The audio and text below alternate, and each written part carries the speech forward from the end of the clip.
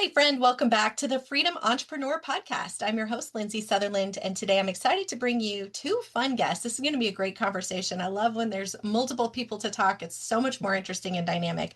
Joining me today is Krystal Eicher and Wendy Guth, who are the founders of Serendipitous Rebel, and we'll let them tell their story and what they specialize in. I want to tell you, my dear listener, why you want to listen to this whole episode, because we're talking about a twist on freedom today. A lot of times people think freedom is doing what I want, when I want, with whom I want. And it all comes down to money or passive income, which is truly how we all got started on this podcast journey to begin with.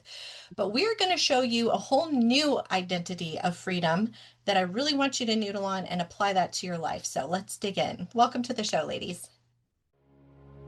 Don't miss an episode. Subscribe to this show on whatever podcast player you prefer, and follow me on Facebook and Instagram. Hey, it's Lindsay, and I want to pop in here because I know how overwhelming it can be to get started building an online business. I've even spoken with people who've paid thousands of dollars for help from people who are truly experts in this, and they're still feeling confused about what direction is right for them, or if their idea is even a good one. Listen, you don't have to guess or pray or hope or any of that. There is a way to test the market to ensure your idea is a good one, so you can launch with confidence. And that's exactly what I show you in this simple 35-minute video training. I keep it simple because I know you already have so much swirling around in your brain. I'm not here to add more confusion, because what you need right now is clarity. And that's what's in store for you in the short training called How to Tell If Your Idea Will Be Profitable. Access the video right now by texting the word freedom to 55444. Stop guessing and start taking strategic action. Text freedom to 55444. All right, back to the show. Thank you so much for having us. We're excited to be here. Yes, Yeah. very, very. Me too. Well, kick it off. Just tell us a little bit about yourselves, share a little bit about your path. How did you guys come to meet and be business partners? Well, see, and this is where we want to go. So, Wendy, I'm going to let you take it away. You tell our origin story. So we actually started in the travel industry, and we both had separate travel businesses. And we were invited to be part of a summit for travel advisors where we were leaning more into our expertise. We learned individually and then together that being travel advisors really wasn't our destiny. And actually, I think this was back I think the first one was in like 2018, I think it was. Yeah. And it was specifically designed for military spouses. We're both mil spouses. And so, we ended up doing a session jointly on Facebook groups, and we hit it off, and we continued to do these summits. I think there were like twice a year, something for I think 2 more years. And then we had this opportunity that sort of came along with COVID to with another person form a membership model group. Yeah, we were invited to start a membership program, and it was right at like the rage of COVID was like pivot. Funny enough, our travel businesses really struggled in that season. And I wonder why. Yeah, I wonder why. Horrible. And honestly, at that time too, Wendy was in the process of doing her coaching certifications. Yeah. I was doing other certifications in online marketing, in high level, and both of us were really looking for an out of our travel businesses, because while we loved running our own businesses, we really did not love the planning of travel for other people. No. Yeah. And what we did find, though, that we did really, really well was mentoring other business owners, which we were sort of doing on the side, which was why we were asked to start this membership. And the idea behind it was that I would teach all of the marketing in this membership program. Wendy would do a lot of mindset work. Mm-hmm. And then this third partner was going to work in business operations. But what we found really quickly was that there was a huge lack of alignment between, I think Wendy and I were really aligned with what our goals were, what our values were, what we were wanting to get out of this, right? But then I think the third partner had a much more ambitious vision than what we had the bandwidth for. Mm-hmm. And it really kind of goes into what you were saying at the beginning, with a freedom idea. I think it became really quickly realized by Wendy and I that we did start businesses because we wanted freedom for different reasons. I have a special needs daughter, and going back to work in a traditional 9 to 5 just never jived with me, which is why I went into the online space to begin with. Wendy, and as military spouses, we were moving constantly. Yeah. I mean, So, when we met, I was overseas. Yeah. And I wasn't able to do a lot of things that I wanted to do. And it was interesting about the membership thing is actually Krystal got dumped on. It was like Krystal can do more work. Krystal can do more work. And I had said from the beginning, I'm only committing a certain amount of my time, money, and energy, my resources to this, which I think was an intuitive way of saying maybe this wasn't really the path I was supposed to take anyway. Yeah. So it was interesting. And then it sort of, It imploded. I was going to really say, fast. It was a divorce. And there Are you was talking about the membership imploding? Is that what you're saying? Yes. So actually it was all of the above. The partnership, because we had a third partner at the time. And actually I think the big turning point was, I was operating in my silo and Wendy was operating in her silo. And so was this other third partner. And, here's the thing, we go into business as women and it's very performative, right? We want to look like we have it all together and we want to look like we can do it all. And so I would, as my personality would allow it, say, I can do that. I can do that. I can do that. I think also because I was coming off of the season of closing down the travel business, which COVID really made the decision for me. And I think it was in my best interest because it was successful by all metrics, but I was not loving it. And then, but now I can look back objectively and say that was not a failure. That was a great learning opportunity. It was great. It was great in all aspects, right? But it felt like a failure at the time. Of course. And especially with the weight of homeschooling small children and all of the other stressors that were going on with the world. I think when there was an opportunity to do something and make a success out of it, I just so badly wanted it to work. And at the time, Wendy was starting her first coaching program, and I had signed on to be a client. And Wendy had asked a really poignant question in that exchange. And it was, what do you want to be? And, who do you want to be? I wanted to be a present mom. I have this special needs child with very precarious medical needs. She's had 4 brain surgeries in the last several years. So I want to be this present mom who can take care of all the things, right? I want to be a supportive spouse. I want to be an active community member and volunteer in the PTO and do all the things. I wanted to be a profitable business owner. And then you looked at all the things we were doing at the time. And none of the things that we were doing in that membership model, because it's kind of, when you start these online businesses, you're hit at all angles with, this is the model that will be successful. This is passive income. This is all of the things, right?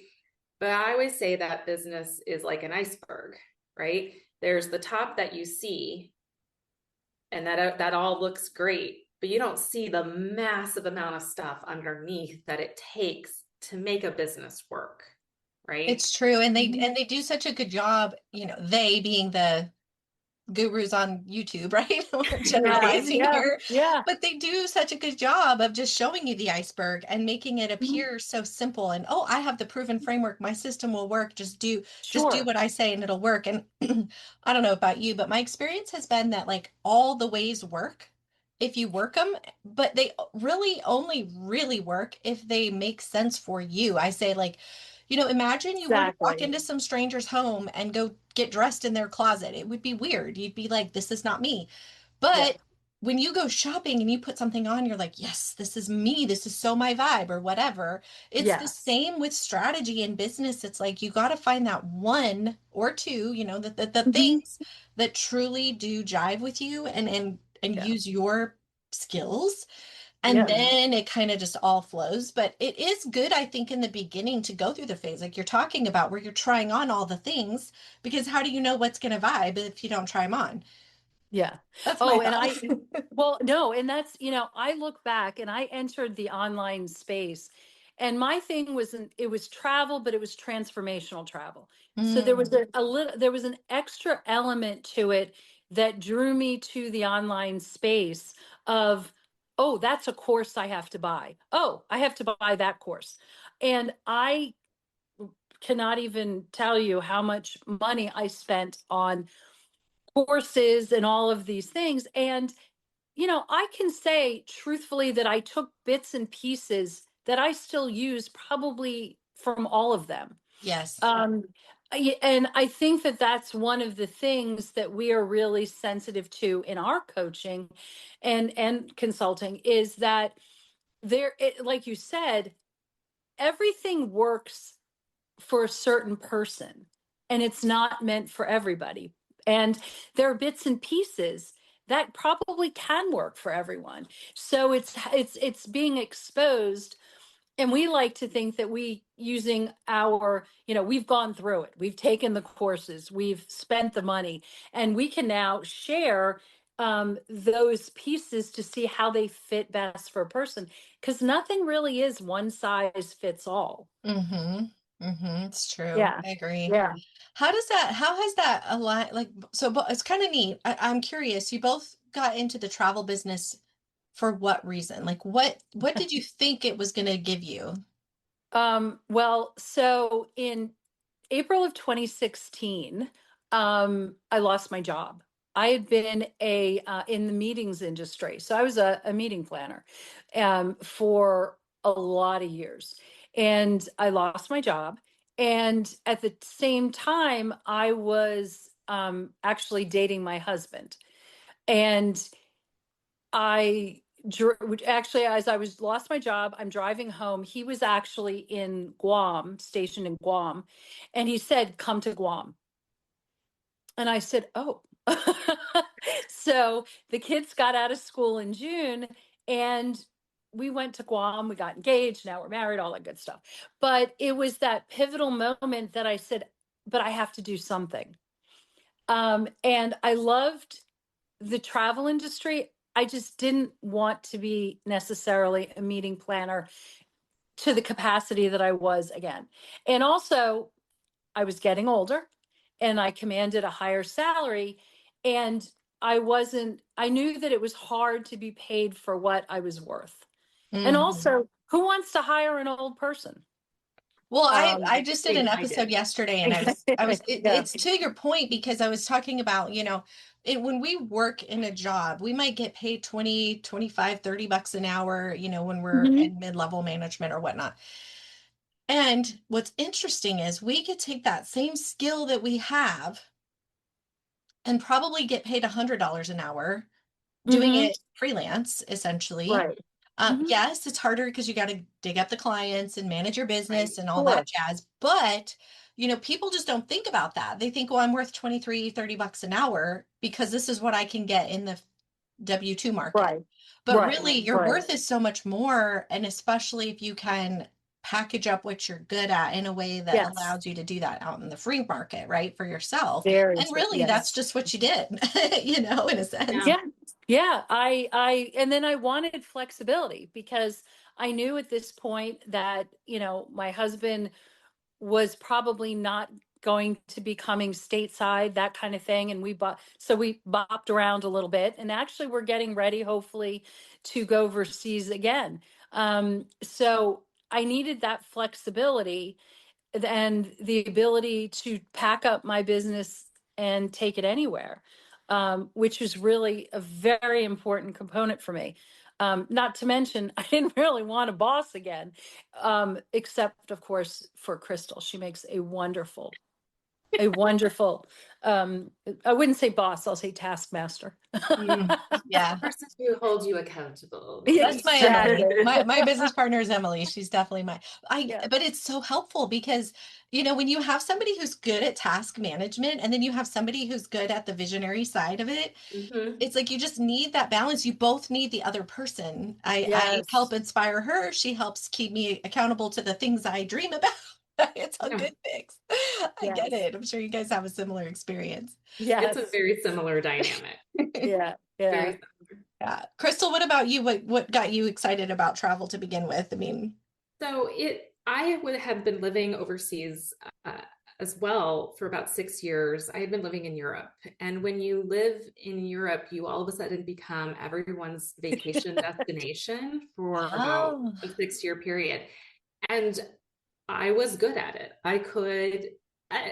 I'm a good project manager, and that's what makes me good in my business today and great as a marketing consultant today is I can look at all the pieces and they can magically come together in my head. And I was a confident traveler and I could do it. When we moved overseas the first time, my husband deployed 3 months later. And so I had been dropped in the middle of Germany by myself, and I was 24 years old and frankly just too young to know any better. I just grabbed a guidebook and went for it. And so then you flash forward 6 years later, we moved back to the States, and I was just starting to get itchy. I had missed work. I missed working. I had been out of the workforce for a long time as a stay-at-home mom, just by nature of living overseas. For the second time, he was an exchange officer with the German army. So we were not around Americans or an American base. So getting a job was harder at the time. Before that, I had a litany of other jobs, but there was just a part of me, I think being a stay-at-home mom is wonderful. I think it works really well for a lot of personalities. It didn't work for me. I was really restless. And so I wanted to do something. And I ended up coming across an article that said you could become a travel advisor. And someone had said, oh, you'd be really good at that. And it checked all the boxes as far as it was that laptop lifestyle and the freedom and flexibility, and you could make your own schedule, because with my daughter, she had 3 or 4 appointments a week between all of the therapies and the doctors. So it was really looking at that. And now I kind of look back and I laugh a little bit because it checked all the logical boxes and none of the alignment pieces. That is a key point though, right there, because I Yes. think that's exactly what happens to everybody. We all, when you're leaving a W-2 or making a transition at all, right? Even if you weren't in a W-2, your life just transitioned. You come at it from that perspective and you think, I've got to make a responsible decision. I've got children, I've got this, I've got that. And it is scary and it is hard. It is probably the scariest and the hardest thing to do, to put logic aside and go with intuition or gut or God or whatever, is speaking to you. I do agree with you. That is the hardest thing in it. And it's why a lot of us go with that route to begin with and build something that doesn't align. We've all done it. Yeah. And it's interesting too, because there becomes this, again, it's that pressure that we put internally on ourselves. I think as women, it's even more so than men. I think men will pivot a lot faster. I think women will stick with it for a lot longer than they should, because there's that sunk cost fallacy. I invested this time and effort and energy and money. To Wendy's point, I bought all the courses, which also was a joke because I was a marketing major and had a marketing background. I have And then I a look back, business I'm like, degree. why? Yeah, like, we have business degrees. Why did I buy that course? Because you're tricked into thinking that there's something about the online industry that is different. Yeah. And then you'd get into the course and you're like, I spent $3,000 on this. What did I do? And so now we can look back, and when we work with clients, that alignment piece is something we really tick on so fast, because it's so interesting how different it feels when you work from a place where you are in alignment and you do love what you do and you're working in your zone of genius, and you're outsourcing your not zone of genius, or you're lucky like we all are here on this podcast where we have a partner who can complement our zone of genius. And so it's kind of one of those things where, we can really like dig in and figure out like what's working, what doesn't. And so, with travel, it's kind of also one of those things where people go into the travel business, kind of like, I'm going to open a restaurant. I like food, so I'm going to open a restaurant. Well, that's not the same thing, right? Again, it's that iceberg. Just because you like to make food you can't negate all the other things that go along with it. It's the same thing I'm so sorry. It's the same thing for the travel business, right? Mm-hmm. Like the same thing, just because you love travel does not mean that you would necessarily be great at planning, coordinating other people's travel. They might have different styles than you, they may not. So Yes, that's so it was true. tough. Yeah. Um, I was also, I just want to say, add to that for anybody listening, I want to thank you both for your service and sacrifice. I know our military is usually the ones who get the biggest like accolades, and rightly so. But my sister also, her husband's serving, he's in the National Guard, or he's in the Army Reserves. And even though he is in the reserves, he still gets deployments that are a year long. And a lot of times you become almost like a single mother for that window of time. And then, of course, that awkward transition of, oh, we're a family. Oh, it's just mom. Oh, we're a family. And there's always this like expand and contract type of feeling, and that chaos. And I just understand the sacrifice you guys are going through. And the fact that you both have been able to maintain your households, provide for your children, and build a business is truly remarkable. And I just want to praise you for that, because that is truly a skill most people may not realize. Well, thank you. Thank you very You're much. It's welcome. a different, it's a whole different beast for sure. Yeah, really. Yeah. And you said something too, Krystal, that really thought as I was listening to you, I thought, you know what, that is so on par. When I moved up here to North Idaho, my biggest dream, because I spent 20 years working in the car business, my dream was, I don't want to work. I just want to be a stay-at-home mom. I want to be Susie Homemaker and live my little homestead life. And like I had all these plans and visions. My daughter was 3 at the time. She was my youngest, and my oldest was, I think, 8. So I'd already felt like I missed out on so much of their life from working so much. And I was desperate. I'm going to be a stay-at-home mom. We moved up here in December, like right before Christmas. I think by January 1, I had the house all unpacked. Everything was put away. Everything was organized. I Marie Kondoed the whole house. Like I was like just going. And all of a sudden I'm like, man, bored. Like I went into one of the darkest depressions after that time, because I realized I wasn't living a purpose. I was just, and I mean, granted, I was super happy to spend all that time with my kids and be there for them, but I was missing something for myself. I didn't know what it was at the time, but it was purpose. I realize now that was my purpose. And I love how that ties right into the alignment piece. And all 3 of us are such examples of our target audience here, because people have, those of us that want this deeper sense of freedom. I think it often ties back to, there is a purpose and there's a passion. Like God made us for something, and we're just in our little journey trying to figure it out. And that's why freedom looks so different for people. And money is typically not the most, it's like a tool that helps us to expand into that passion, to expand into those things. So I'm curious, how did you guys find your identity and like give yourself permission to let go of the logic like we were talking about earlier? This is such an interesting question, and one that actually my husband and I were talking about last night. You know, I really didn't figure out my purpose until I went a little, no, I had a hard time during the pandemic. And yes, I had two kids home, high school kids. It was horrifying. And I didn't know what to do. We had actually just come back to the States, new place, didn't know anyone. I went a little crazy. I didn't know what to do. And as a meeting planner, I had some clients, and all I did was unpack their meetings, cancel them, have to renegotiate cancellations. And it was just horrible. And I actually took a course through the University of Michigan on your purpose, Mm. finding your purpose. And it's a professor through the public health school who had lost his daughter, I think she was 20, to cancer. Oh, goodness. And he really needed to find and his purpose, and he did. And I took this class, and I mean, it was just my mind exploded.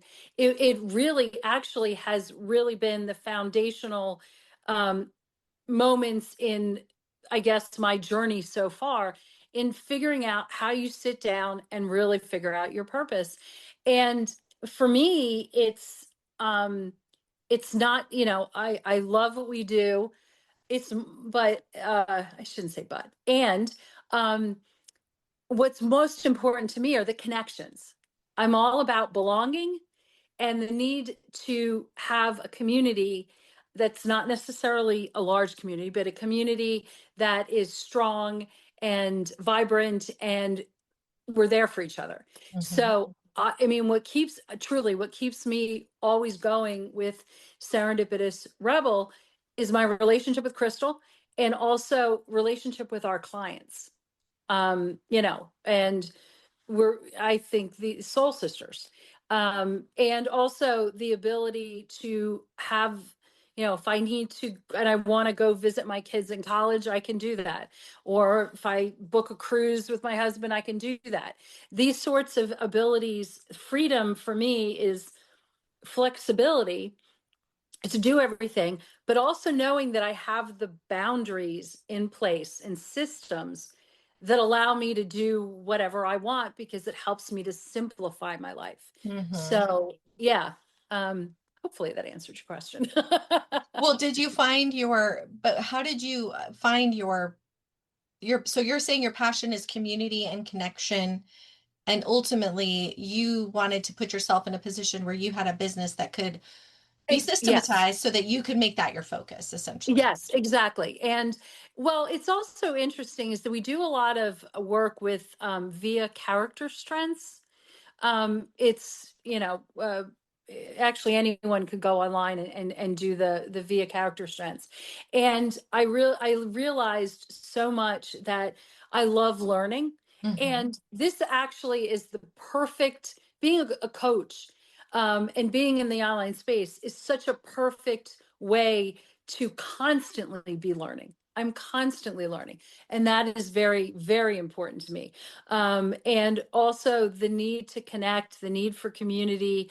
I also now, and it's the ability also to be curious and to pivot, Yeah, or but Wendy, whatever the word you yes, want to. I And understand. yeah, and it's, It's so relatable. yeah, and we talk about, like, we wear different hats, Hmm. and those hats change, and you need to be aligned with your hat. It's just like, this quarter my focus is getting the house ready for the holiday. We're not going to launch something that interferes with the ability to do whatever, our hat would be. So it's definitely really drilling into being curious and being willing to make changes. And as Krystal said, it's not failing, it's just changing. And it's just going where your heart leads you, or your intuition, leads you to next. And I love the ability to just be I could be a different person tomorrow if I wanted to. And I think that would be okay. And then I change love back it. the day Yeah. after. Yeah. Well, so I struggled with that a lot when I started my business so one of the things I hate about working in a W-2 is that it's boring. It's like the same thing every day. It's why the car business was so good for me because I could move around and learn different things. Mhm. And then when I launched my own business, it got boring. Like I would work for the same client and then after a year I'm like, "Oh man, I don't want to do this anymore." And it's sad to say that because obviously my whole point was to get more clients, but I was like I am not a person who does good with like the same thing every day. I need to be able to grow and learn and be a leader in the space so that I could share new knowledge with people and just exactly what you were saying. I was like, yes, I understand that completely. And and that was hard because it's like, who's my ideal client? I don't know. It changes tomorrow. I don't know. Like, it was like in the beginning, everyone's like, find your avatar, find your person, do this one thing, niche down. I'm like, oh my gosh, this just sounds so awful. Want to niche down. I want to be like expansive. And so ultimately finding a way for me to do that, I figured it out eventually, but it was Mhm. part of that journey was leaning more into and admitting to myself, I don't want to niche down. I don't want to be a boring business owner. Mhm. That doesn't work for me. I mean, I know lots of Right. people that works for, and that's so great for them. They do really good. It's just not my jam. So I Yeah. totally understand. So, Krystal, what about you? How did you let go of the logic and like transition into letting yourself embrace your truth? So for me, it actually because I really came to a breaking point. And so when the membership was imploding and everything else, I was I was physically ill from the Mm, stress of it. And it really came down to something has got to give. And it was at the time I was reading a lot of Brene Brown and doing a lot of just really internal soul searching. Honestly, I was working with Wendy. Wendy was my coach. And again, talking through that, who do you want to be? What is it that you're wanting to get out of this? And then also getting really honest with what do you want to get out of it financially, which is different than what do you need to get out of it financially. Because I think that we go into business and, the goal is always, I want to make six figures and I want to just have this ball in business, right? hmm Well, so here's the reality of that. If you want a six-figure business, you actually need to be making about $300,000 probably, or you have to have like really tight margins, right? Yep. And be Yep. really tight on your expenses. And so when I really sat down with the reality of that, right? And what were my goals out of this? And we're able to even transition them less from financial goals. I mean, I think there's the what do you need? Because I do think you should be running a profitable business at the minimum, Right. right? And you should be paying yourself in your business and all of those things. But if you can get really realistic on what is it that you need to get out of this, and then start building a business that's in service of that, that's a huge game changer because it took off a lot of the pressure of what it was that I was trying to achieve. It took off a lot of pressure between Wendy and I of like, what is it that we're wanting to get out of this? But it also allowed me to be really honest with even my husband. This is what I want. This is what I need out of this. And then allowed me to have the bandwidth for all the other things that were important in my life. All of us go into online business for reasons, and all of us have a different set of circumstances that we're coming to the table with. Okay. Sure. If I was a single mom that needed to run, that I was the sole provider and I needed to put food on the table, I would run and operate my business in a completely different way. Mhm. Because those are the realities of the circumstances that we have to work with. I'm incredibly fortunate that I have a partner who is the primary breadwinner. So my business then becomes, again, this freedom for me to have an identity outside of being Colonel Eicher's wife or Sydney's mom. Okay. it allows me to have the creative outlets to do things and see things and have some external validations because I know that I'm really good at my job. I can see things in a really clear way. And that's confidence building. That's all of the things.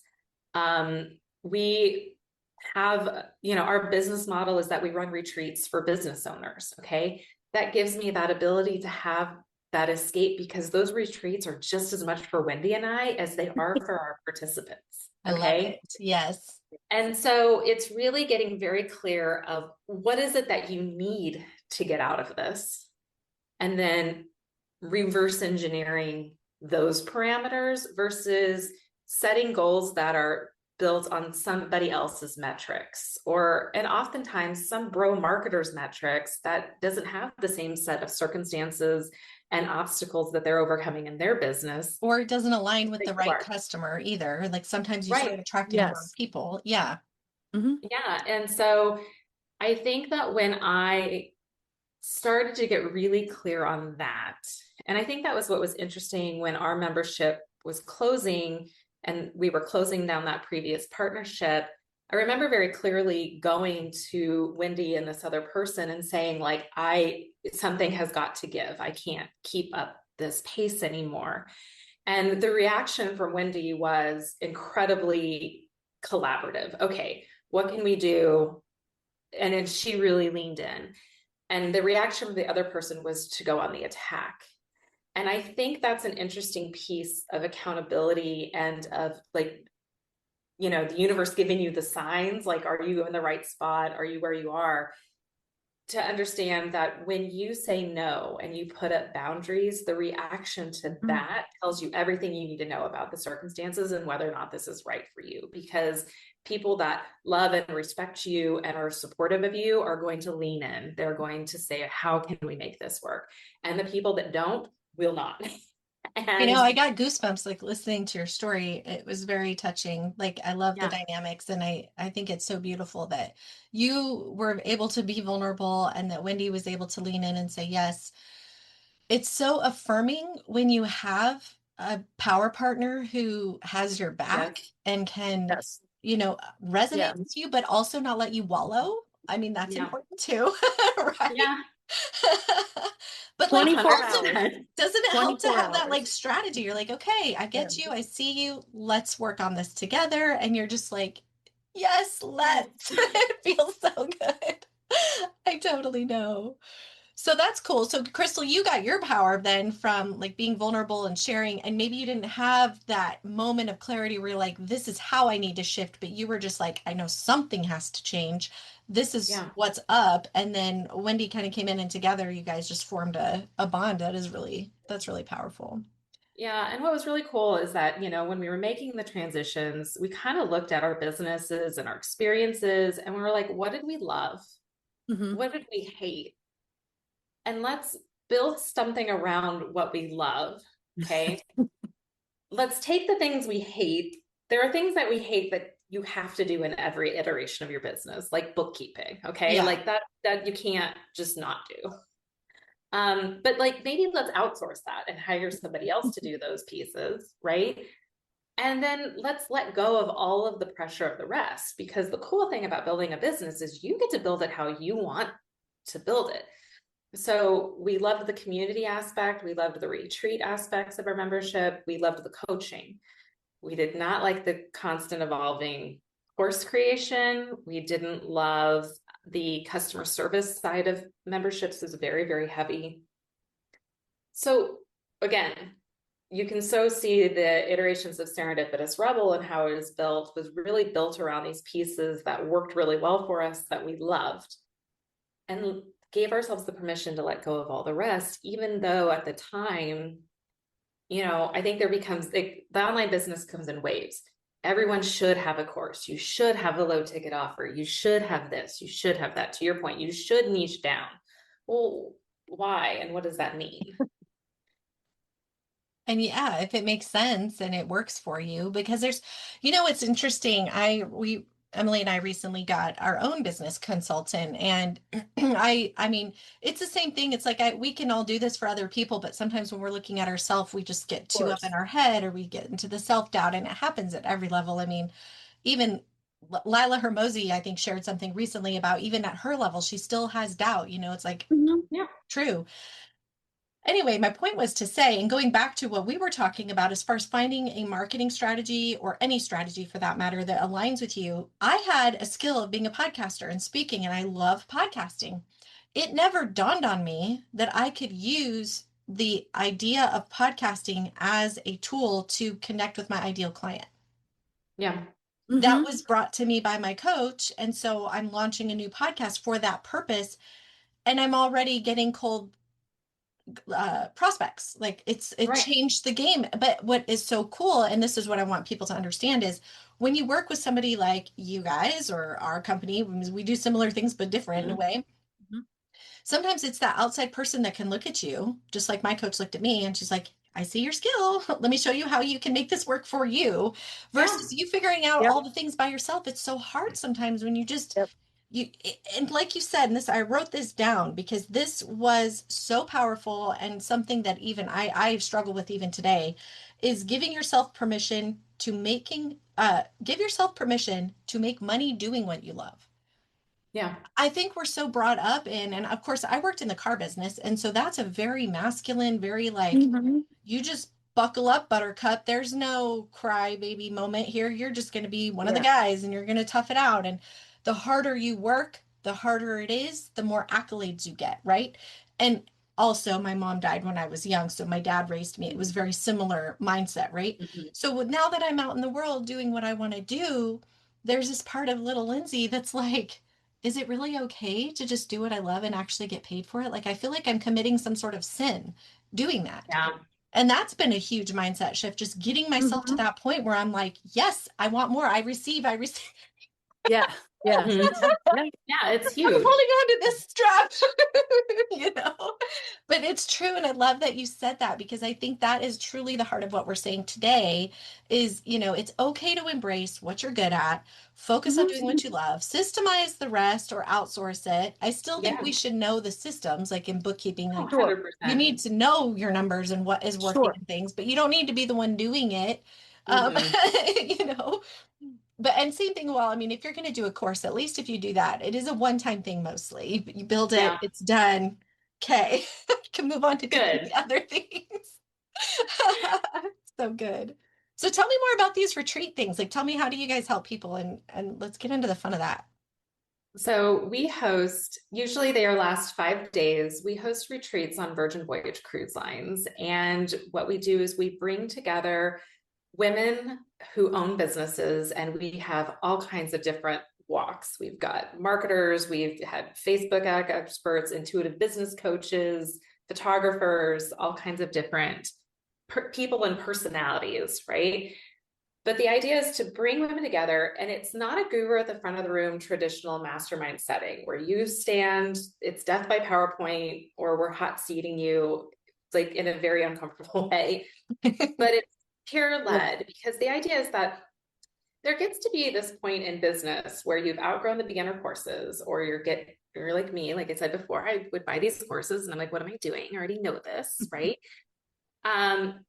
But you haven't you've made it, you're profitable, you're good.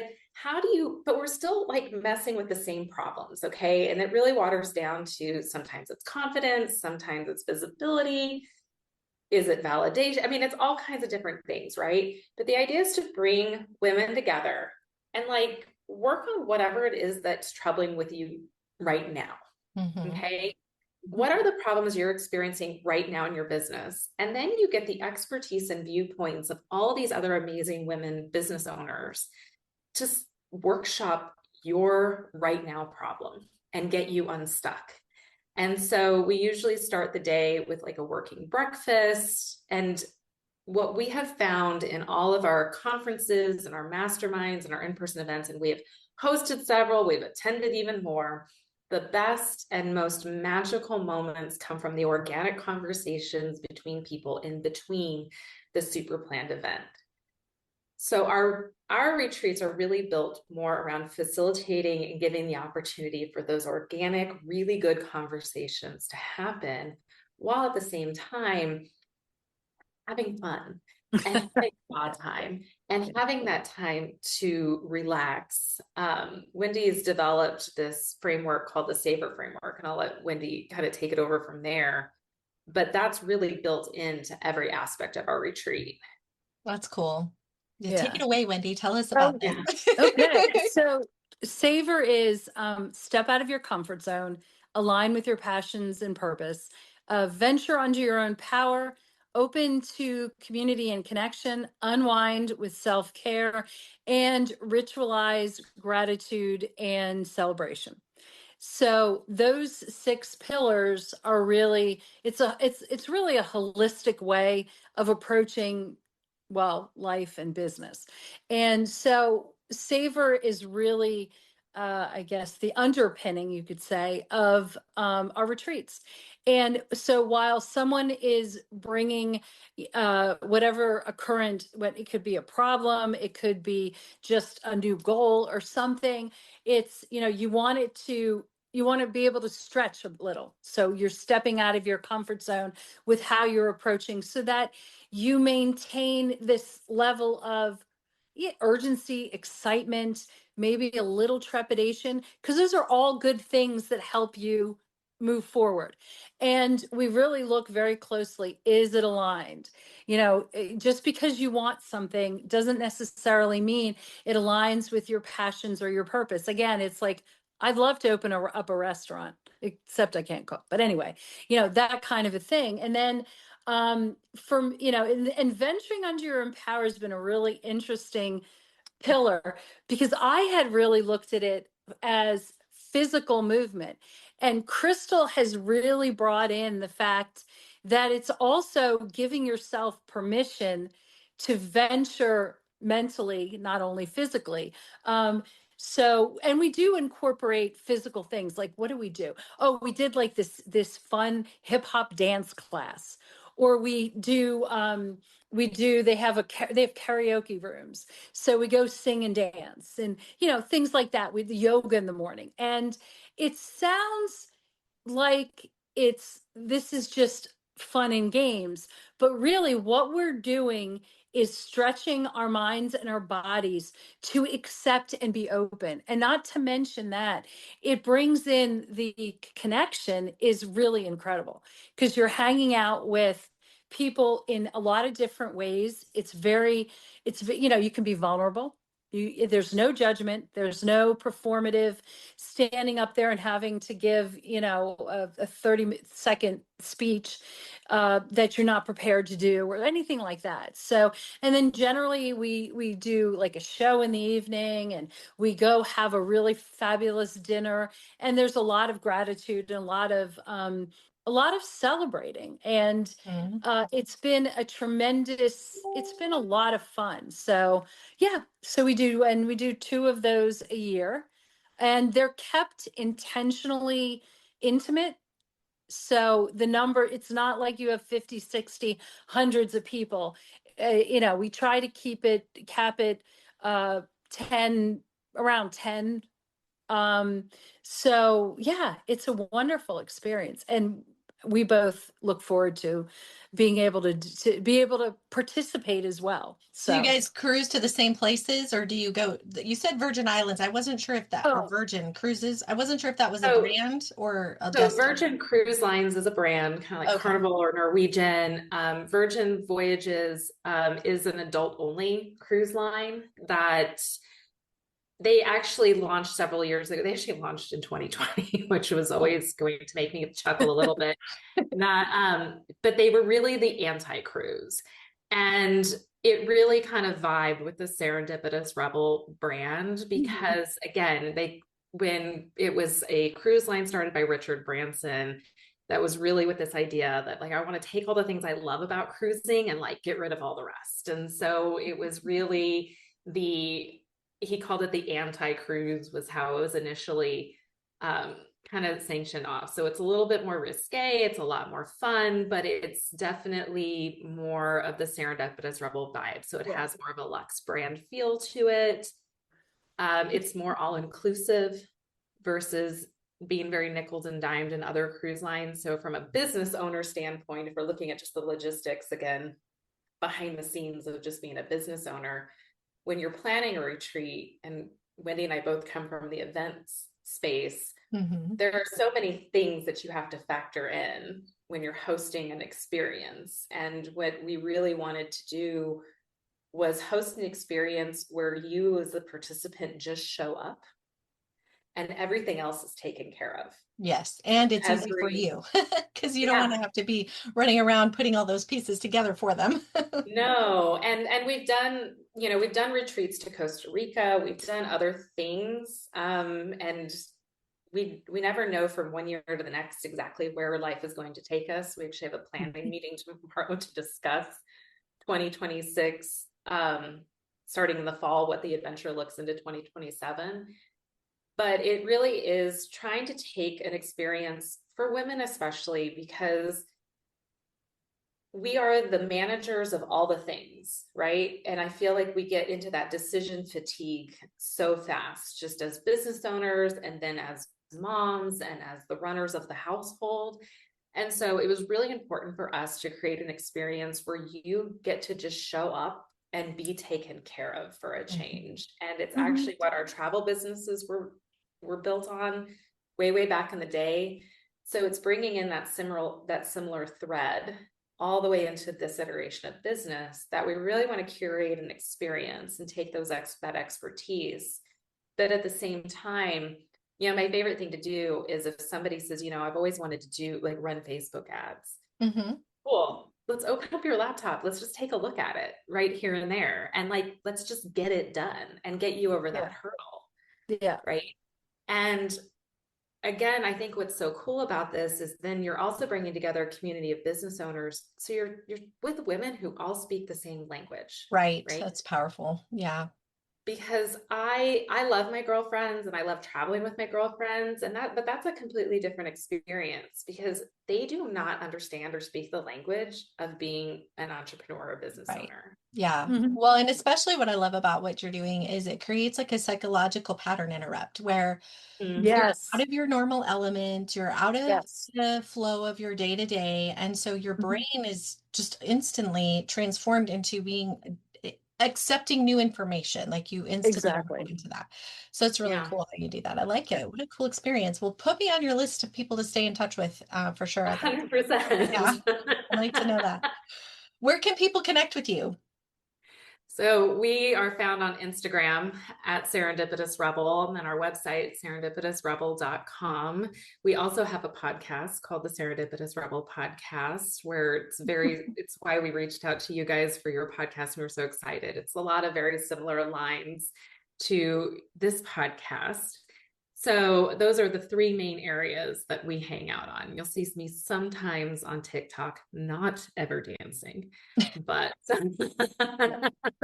I'm with you on that one. Very good. Okay. Well, this has been a fabulous episode. I'm excited for the audience to dig in and really, I hope they get some good nuggets from this, especially when it comes to giving themselves permission to, lean into that passion that's calling them, because I think that's the important piece. So thank you both. Thank you so much for having us.